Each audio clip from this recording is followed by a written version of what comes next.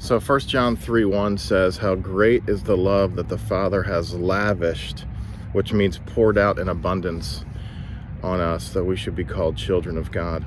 And today I want to briefly encourage you and me that we have a good Heavenly Father. He's good.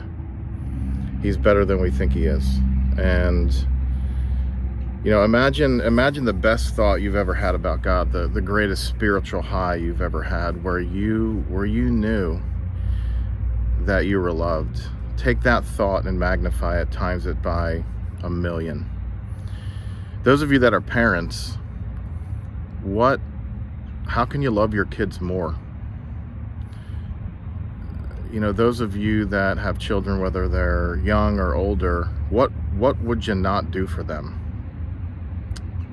if given the opportunity? When my son Isaac was born, I said this before, I didn't know him. He never told me he loved me. He never did anything for me, but I knew I'd give his life for him. And if I'm capable of that, then who is our Heavenly Father?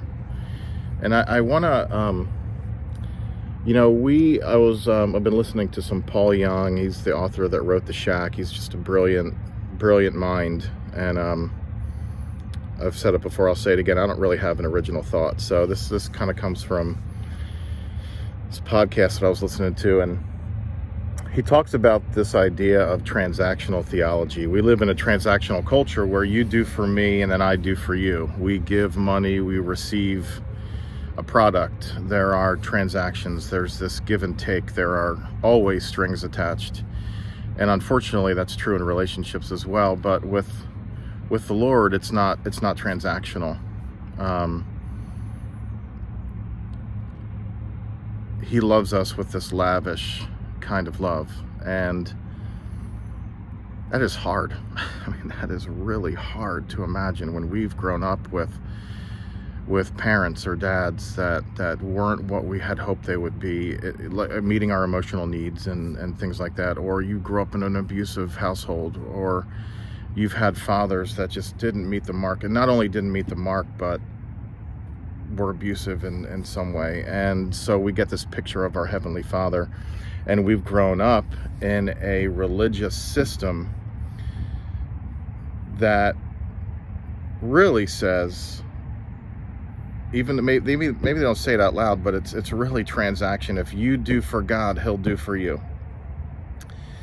Somehow we have to please him in order for him to do for us.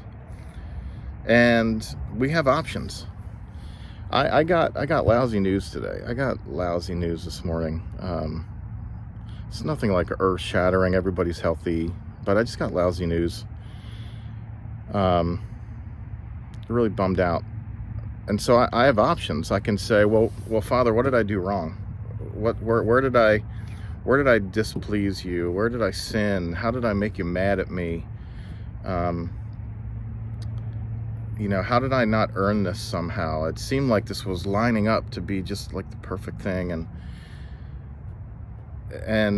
I can live in self-defeat and beat myself up and get down and depressed, which is my norm.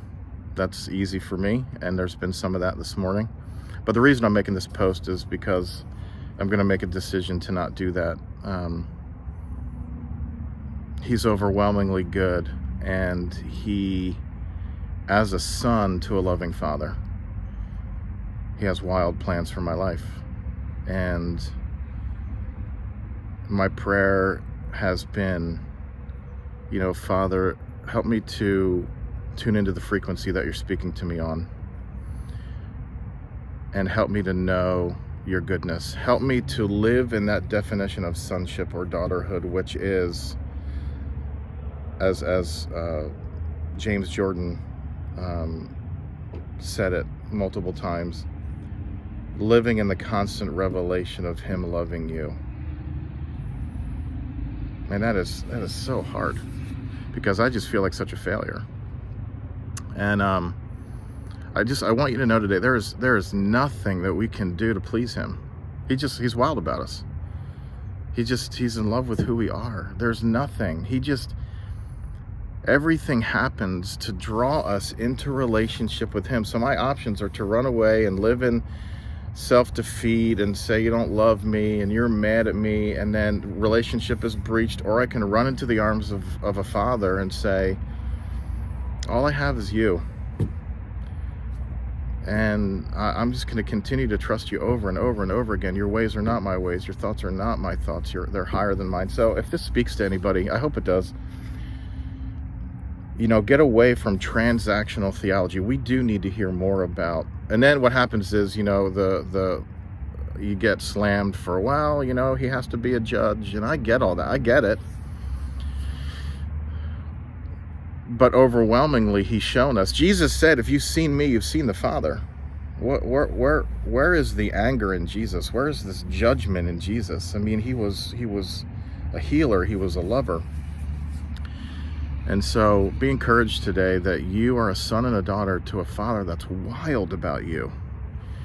And what does it mean to get there? Take a minute, like I'm about to take a few minutes to just be still.